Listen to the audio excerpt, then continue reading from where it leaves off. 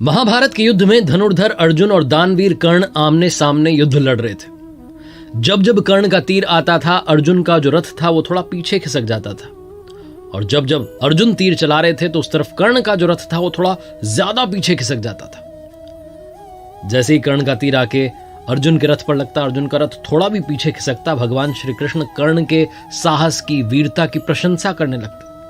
और जहां अर्जुन का तीर जाकर के कर्ण के रथ को लगता, वो बहुत पीछे खिसक जाता, लेकिन भगवान श्री कृष्ण ज्यादा प्रशंसा नहीं करते। अर्जुन से रहा नहीं गया कि क्या हो रहा है, तो उसने पूछ लिया कि भगवान देखो आप, मेरा वाला तीर जाता है, उसका रथ बहुत पीछे चला जाता है, उसका आता है, हमारा तो थोड़ा ही पीछे खिसकता है। भगवान श्री कृष्ण ने कहा कि मुझे उसकी प्रशंसा करनी जरूरी आवश्यक है। क्यों? क्योंकि तुम्हारे रथ पर स्वयं मैं विराजमान हूं, ध्वजा पर हनुमान जी विराजमान है, तुम्हारे पहियों को शेषनाग ने थाम रखा है, लेकिन तब भी कर्ण के तीर की ताकत देखो कि थोड़ा तो पीछे खिसक रहा है, इसलिए वो तुमसे ताकतवर तो है। अर्जुन ने जब ये सुना और समझा तो उसका जो घमंड था वो चूर चूर हो गया, टूट गया। कर्ण महाभारत का अहम किरदार। कर्ण को लेकर के बहुत सारी बातें दुनिया में कहीं सुनी जाती हैं। कर्ण से सीखने के लिए बहुत कुछ है, कर्ण की गलतियों से भी सीखने के लिए बहुत कुछ है। स्वागत है आपका लर्निंग सीरीज सीखोगे नहीं तो जीतोगे कैसे में। मेरा नाम है आरजे कार्तिक और शुरुआत में कहना चाहता हूं कि कवच कुंडल जिसने इंद्र को दान दिया था, मित्रता के खातिर सर्वस्व अपना बलिदान किया था, धर्म मार्ग पर चलना जिसका स्वाभिमान था, आपने सही पहचाना, वो कर्ण वाकई में महान था। 5 लर्निंग्स फ्रॉम कर्ण। आइए शुरू करते हैं। सबसे पहले बात करता हूं मैं कर्ण के किरदार की। तो बहुत से लोग दुनिया में जिन्होंने महाभारत को पढ़ा समझा है, वो कहते हैं कि कर्ण से क्या सीखें। कर्ण तो महाभारत को रुकवा सकता था, कर्ण ने ये नहीं किया। कर्ण की गलतियों से भी सीखा जा सकता है। सबसे पहले मैं यही कहूंगा कि कर्ण की गलतियों से सीखिए, कभी जीवन में ऐसी गलतियां मत कीजिएगा। पहली गलती जो कर्ण ने की, हस्तिनापुर में जब सारे राजकुमार शिक्षा ग्रहण करके वापस आए, कौरव पांडव, तो सारे राजकुमारों की जो कला थी उसका प्रदर्शन करवाया जा रहा था। मैदान में सब इकट्ठे थे और सब अपने टैलेंट का शोकेस कर रहे थे। तभी वहां कर्ण पहुंच जाता है और अर्जुन को चेतावनी देता है, खुली चुनौती देता है कि आ जाओ मेरे साथ में, आजमाओ, बताओ किसमें कितना दम है। अब कर्ण जो था वो उम्र के हिसाब से युधिष्ठिर से बड़ा था, भीम से बड़ा था, यहां तक कि अर्जुन से काफी बड़ा था। बहुत एज डिफरेंस था। अपने से काफी छोटे को ऐसे ललकारना ये शोभा नहीं देता, और यही पहली गलती कर्ण ने कर दी थी।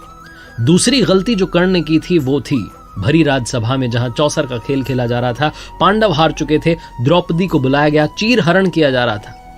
तब दुर्योधन के ही भाई विकर्ण ने कहा कि ये गलत हो रहा है भैया, इसको रोक दीजिए। तब कर्ण विकर्ण से बहस करने लगा और कहने लगा कि ऐसी स्त्री के साथ तो यही सब होना चाहिए। बहुत सारे ऐसे शब्द कह दिए जो नहीं कहने चाहिए थे, और वही सब जो शब्द थे, वही जो दृश्य था, वही महाभारत का कारण बना। कर्ण चाहता तो वो रुकवा सकता था, वो नारी का सम्मान कर सकता था, लेकिन वो आवेश में आकर कहता चला गया और युद्ध का कारण बना। इसलिए जीवन में कभी भी किसी भी नारी का अपमान मत करना। दूसरी बात जो सीखी जा सकती है कर्ण के किरदार से, काफी सारी अच्छाइयां भी थी, दानवीर था कर्ण।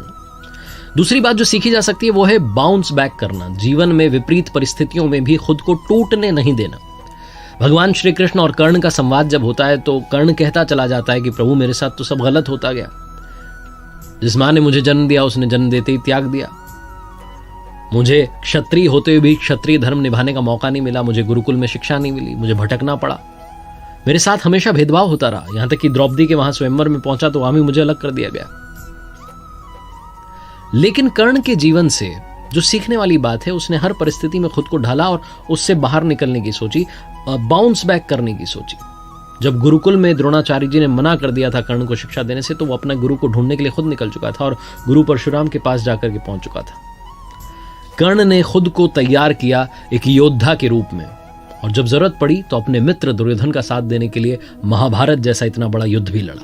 तो कर्ण ये सिखाता है कि सिचुएशन चाहे जो हो, आप उससे बाहर निकल सकते हैं, आप बाउंस बैक कर सकते हैं। तीसरी बात जो कर्ण के जीवन से सीखने को मिलती है, शिक्षा का ही नहीं, शिक्षा देने वाले का भी उतना ही सम्मान कीजिए। कर्ण धनुर्विद्या सीखना चाहता था, गुरु द्रोणाचार्य जी के पास जाता है, वहां से इनको लौटा दिया जाता है, कहा जाता है कि हम तो सिर्फ क्षत्रिय को सिखाते हैं। कर्ण को कैसे भी धनुर्विद्या सीखनी होती है तो मालूम चलता है कि भगवान परशुराम जी के यहां सीखी जा सकती है, लेकिन वो सिर्फ ब्राह्मणों को सिखाते थे। तो कर्ण ब्राह्मण होने का नाटक करके वहां पहुंच जाता है कि मैं भी ब्राह्मण हूं, शिक्षा ग्रहण करने लगता है। एक दिन भगवान परशुराम जी अपने शिष्य की गोद में सर रख करके आराम कर रहे होते हैं। तभी एक बिच्छू आता है और कर्ण की जांघ पर डंक मारने लगता है। दर्द तो कर्ण को बहुत हो रहा होता है, लेकिन हटाता नहीं है कि गुरुजी की नींद ना खुल जाए। भगवान की नींद खुल गई तो बहुत गुस्सा होंगे, नाराज होंगे, और वो विश्राम कर रहे हैं, उन्हें विश्राम करने दिया जाए तो सह लेता है सारे दर्द को। बिच्छू चला जाता है डंक मार के, खून बहने लगता है। कुछ समय के बाद में भगवान परशुराम की नींद खुलती है। वो देखते हैं कि कर्ण की जांघ में से खून बह रहा है। तो कहते हैं कि तुम ब्राह्मण नहीं हो सकते, इतनी सहनशीलता सिर्फ क्षत्रिय में होती है, कौन हो तुम बताओ। और गुस्सा आ जाता है उन्हें, वो श्राप दे देते हैं कि तुम मेरी विद्या को तब भूल जाओगे जब सबसे ज्यादा जरूरत होगी, सबसे ज्यादा आवश्यकता होगी, उस समय तुम्हें याद ही नहीं आएगा। कर्ण चरणों में गिर जाता है, कहने लगता है भगवान ऐसा श्राप मत दीजिए। लेकिन श्राप एक बार दे दिया, वापस तो लिया नहीं जा सकता। वो कहता है कि मुझे नहीं पता मैं किस कुल में पैदा हुआ, कहां मेरा जन्म हुआ, मुझे कुछ पता ही नहीं है। मुझे बस धनुर्विद्या सीखनी थी, इसलिए आपके पास चला आया। भगवान परशुराम फिर अपने शिष्य को देख करके, दया करके अपना विजय धनुष जो है दे देते हैं। एक और श्राप है जो कर्ण की मृत्यु का कारण बनता है। एक बार जंगल में राक्षस का पीछा करते हुए कर्ण दौड़ा चला जा रहा होता है और वो तीर चला देता है। तो तीर राक्षस की जगह जाकर के गाय को लग जाता है। गाय का स्वामी ब्राह्मण होता है। जब वो ब्राह्मण देव वहां आते हैं तो कहते हैं तुमने क्या कर दिया, एक असहाय को मार दिया। तुम भी जब असहाय रहोगे तो तुम्हें कोई मार देगा। और यही होता है युद्ध भूमि में, जब अर्जुन से सामना होता है तो विद्या भूल जाता है कर्ण। उसके रथ का पहिया दलदल में फंस जाता है, अर्जुन तीर चला देते हैं और कर्ण की मृत्यु हो जाती है। लेकिन सार ये है कि जिसने शिक्षा दी उनका भी सम्मान कीजिए और जो शिक्षा मिली उसका भी सम्मान कीजिए। चौथी बात जो सीखनी चाहिए कर्ण के जीवन से, कर्ण ने ना सिर्फ मित्रता की बल्कि मित्रता को निभाया भी। आज की लाइफ में बहुत सारे फ्रेंड्स होते हैं हमारे, लेकिन बहुत सारे फ्रेंड्स में से बहुत कम फ्रेंड्स होते हैं जो हमारी फ्रेंडशिप को निभाते हैं।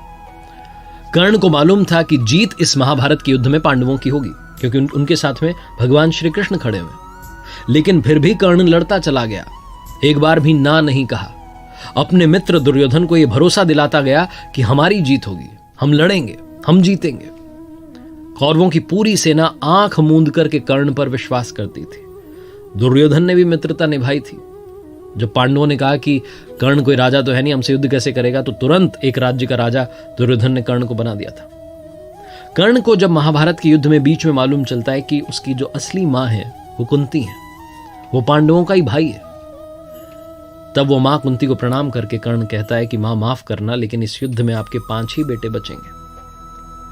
युधिष्ठिर रहेंगे, नकुल रहेंगे, सहदेव रहेंगे, भीम रहेंगे, लेकिन अर्जुन और कर्ण में से सिर्फ एक बचेगा, क्योंकि युद्ध तो मां होकर के रहेगा। कर्ण को सब कुछ मालूम था, हार सामने खड़ी थी, लेकिन फिर भी कर्ण लड़ता चला गया अपनी मित्रता के वचन को निभाने के लिए। दोस्ती निभाना अगर सीखना हो तो कर्ण से सीखिए। और आखिरी 5वीं बात जो सीखनी चाहिए कर्ण के जीवन से, अगर आपने दूसरों से ज्यादा कमाया है दुनिया में तो आपका कर्तव्य बनता है कि आप दूसरों के हित के लिए कुछ ना कुछ पैसा उसमें से लगाएं, कुछ डोनेट करें इस समाज के लिए जिसमें से आपने कमाया है। कर्ण सबसे बड़ा दानवीर था। ना सिर्फ उसने मित्रता निभाई बल्कि दानी होने का जो गुण था वो भी जीवन भर निभाया। अंतिम समय में जब अंतिम श्वास कर्ण गिन रहा था, युद्ध भूमि में घायल पड़ा हुआ था, तब भगवान श्री कृष्ण ने अर्जुन से कहा कि कर्ण को याद रखेगा जमाना, याद रखा जाएगा इसके वीरता के गुण के लिए और इसके दानवीर होने के गुण के लिए। तो अर्जुन ने कहा कि ये सबसे बड़ा दानवीर तो नहीं हो सकता। तो भगवान श्री कृष्ण ने कहा अभी बता देते हैं तुम्हें। ब्राह्मण का वेश धर करके पहुंच गए भगवान कर्ण के पास जो युद्ध भूमि में घायल पड़ा हुआ था, और जाकर के कहने लगे कि आए तो हम आपसे मदद मांगने के लिए थे, लेकिन आप तो खुद ही अभी अपने अंतिम श्वास गिन रहे हैं, चलिए हम चलते हैं, बाद में आते हैं, अब आपसे मिलेंगे किसी अगले जन्म में मिलना होगा। तो कर्ण ने कहा रुकिए महाराज, आप आए ब्राह्मण दे और आप खाली कैसे जा सकते हैं, माना कि मेरी मृत्यु बस होने ही वाली है। लेकिन तुरंत कर्ण ने युद्धभूमि में से पत्थर उठाया, अपना सोने का दांत तोड़ करके उनको दे दिया और कहा ये ले जाइए, मुझे क्षमा कीजिएगा, मैं आपकी ज्यादा मदद नहीं कर पाया। भगवान श्री कृष्ण बड़े प्रसन्न हुए और तुरंत अपने वास्तविक स्वरूप में आ गए और कहा कर्ण मांगो, क्या मांगना चाहते हो, मैं तुम्हारी दानवीर होने की इस क्षमता से बहुत प्रसन्न हूं, तुम इस दुनिया को कुछ न कुछ देते ही चले गए। कर्ण ने अपने अंतिम समय में भगवान श्री कृष्ण से 3 वरदान मांगे थे। सबसे पहला कर्ण ने कहा कि मेरे साथ में जिस तरीके का अन्याय हुआ, आप अपने अगले जन्म में सुनिश्चित कीजिएगा कि मेरे वर्ग के लोगों के साथ में अन्याय ना हो। दूसरा कर्ण ने वरदान मांगा कि भगवान आपका अगला जन्म मेरे ही राज्य में हो। और तीसरा कर्ण ने वरदान मांगा कि मेरा अंतिम संस्कार ऐसा व्यक्ति करे जो पाप मुक्त हो। कहा जाता है कि भगवान श्री कृष्ण ने अपनी हथेली में कर्ण का अंतिम संस्कार किया था। आखिरी में बस ये कहना चाहता हूं कि जीवन में 2 मित्र हमेशा बनाना। पहले भगवान श्री कृष्ण जैसे जो ना लड़ें फिर भी आपकी जीत पक्की कर दें, और दूसरे कर्ण जैसे जिन्हें मालूम हो कि हार सामने खड़ी है लेकिन फिर भी आपका साथ ना छोड़ें। देखते रहिए मेरे साथ हर सोमवार सुबह 9:30 बजे मोटिवेशनल कहानी और हर शुक्रवार सुबह 9:30 बजे लर्निंग सीरीज का एक नया वीडियो।